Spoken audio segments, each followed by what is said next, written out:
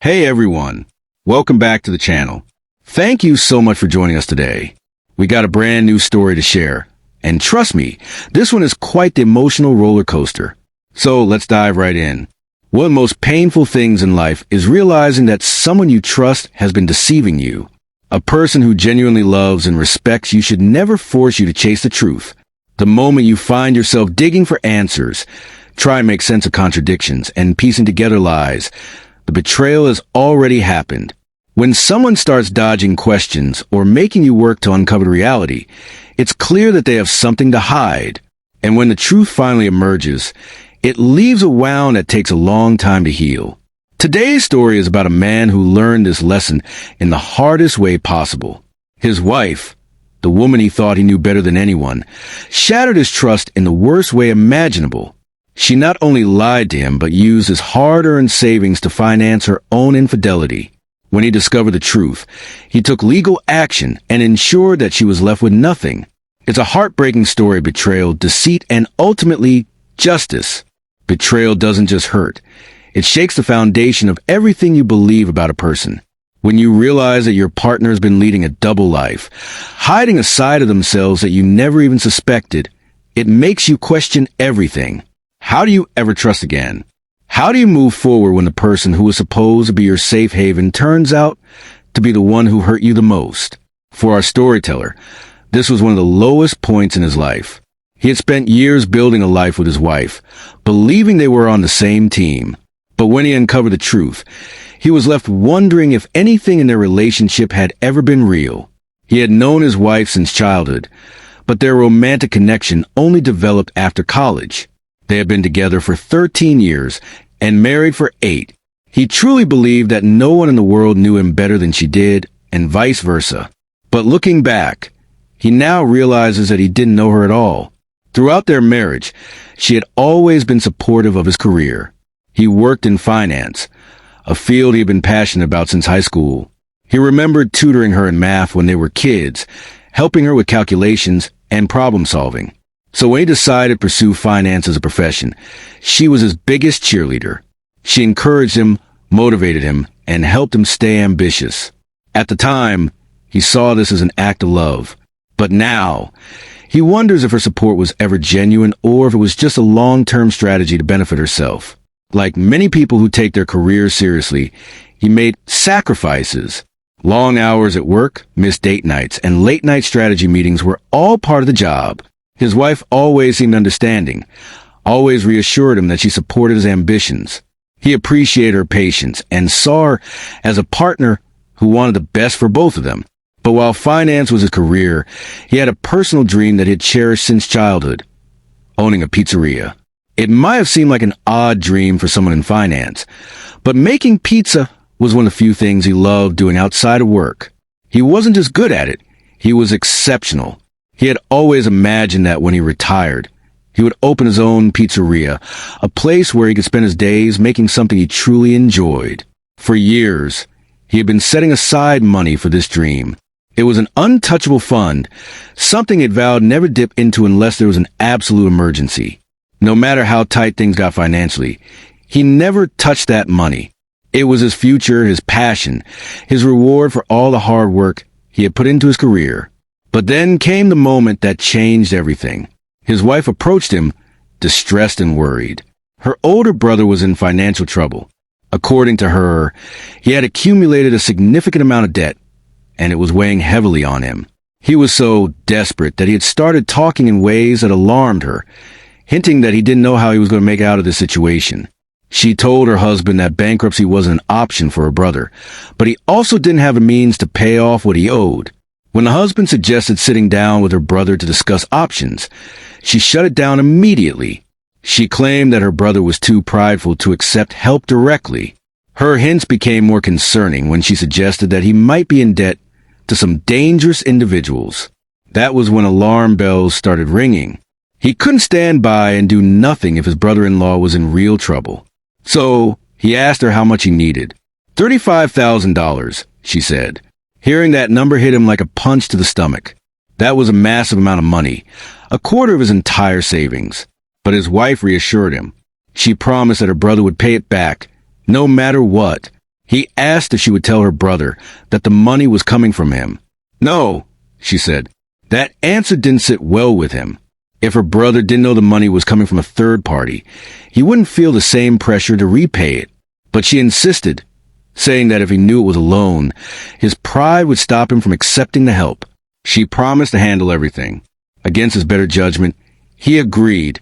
He came from a culture that placed immense value on family, and the thought of his brother-in-law doing something drastic because of financial stress was too much for him to bear. He transferred the money into his wife's account, trusting her to do the right thing.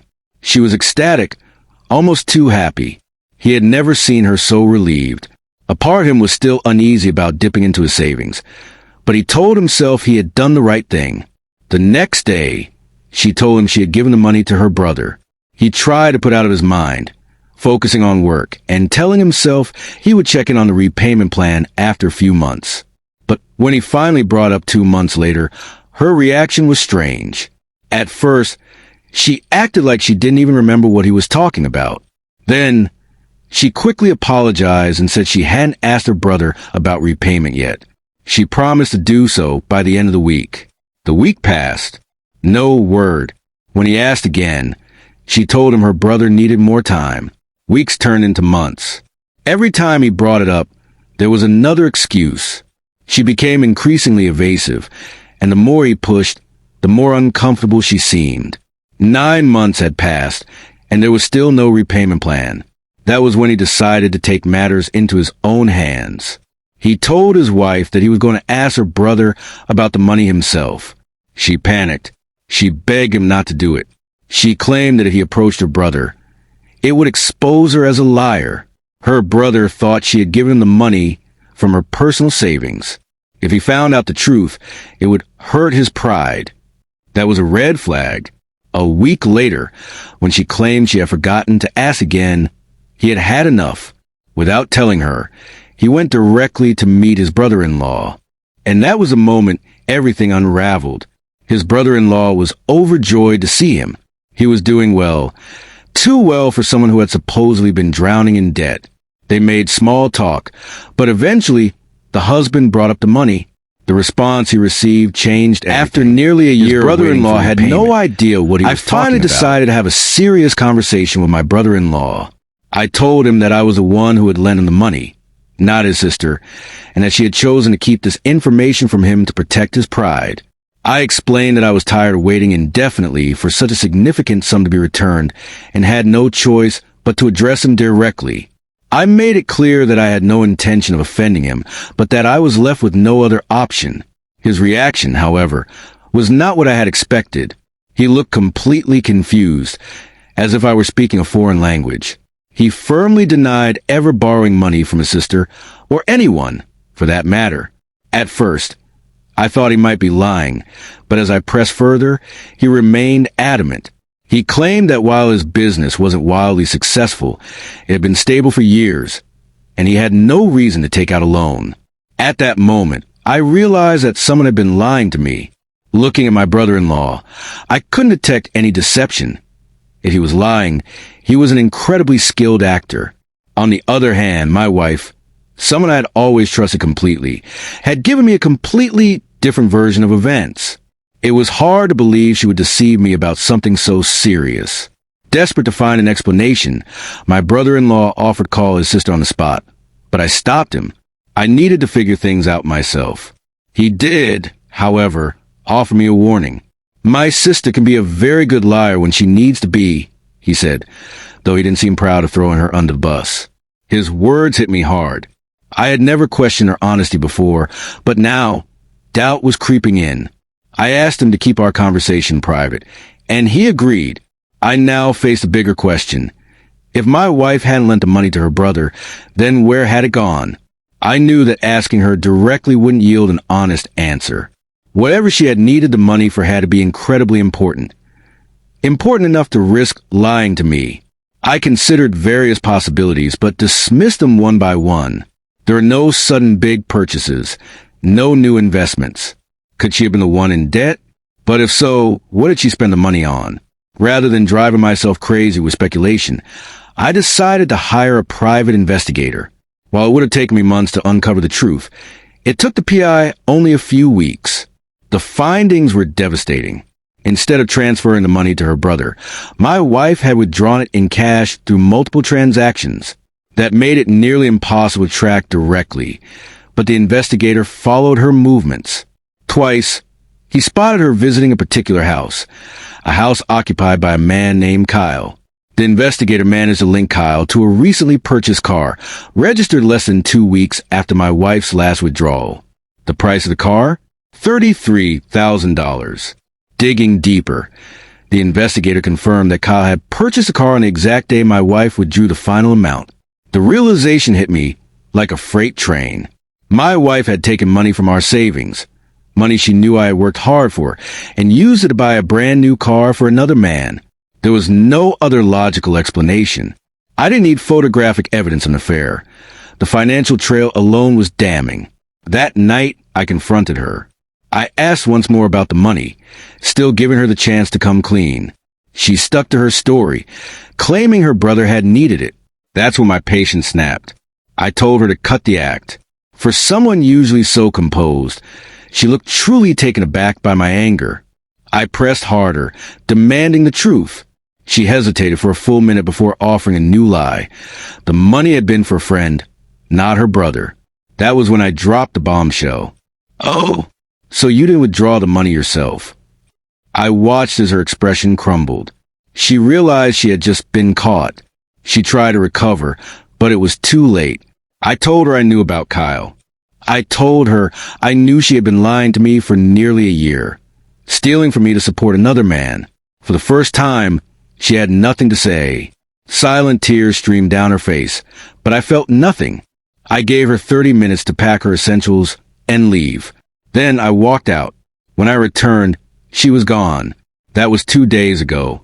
I don't need advice. I know exactly what to do next. I am divorcing her, and I will make sure she repays every cent of what she took from me. She might think she got away with something, but what she did won't look good in court. I may not have undeniable proof of an affair, but she has no way of explaining where the money went. What hurts the most isn't even the money. It's realizing I never really knew her. Update asterisk. It's been a long, exhausting process, but thankfully it's over. If there are winners and losers in divorce, I have won.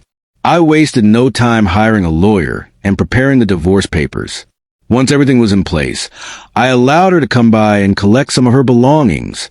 She was devastated when I handed her the papers, but she knew she had no right to protest. She just cried. A year ago, I would have done anything to comfort her. Now, I felt nothing but irritation. It's incredible how quickly love can turn into resentment. During the legal process, she attempted to twist the truth. She couldn't explain where $35,000 had gone because the only evidence was in that car she bought for Kyle. So, she claimed it was a loan that he was supposed to pay back. That didn't hold up in court. The fact that she withdrew the money in cash, without a contract, without documentation, made it impossible to substantiate her claim. Meanwhile, I had clear records of wiring the money to her. Transaction histories don't lie. The financial side of the divorce worked in my favor. While the judge initially considered alimony, her debt to me outweighed any financial support she might have been entitled to. In the end, she was ordered to pay me back a significant lump sum, followed by structured payments, essentially turn her alimony into a repayment plan. She walked away with almost nothing. She kept her car, but that was it. Meanwhile, I kept mine and avoided paying her a single cent. She had a weekend to collect her remaining belongings, and once she was gone, that was it. When she handed over first $10,000, I couldn't help but smile. She had taken from me, lied to me, and betrayed me. Now, she had to pay it all back. It'll take time for her to repay everything, but that's fine. By the time she does, I might finally be able to open that pizzeria I've always dreamed of. This whole experience has been painful, but at least justice was served. She was a skilled liar, but in the end, the truth caught up with her.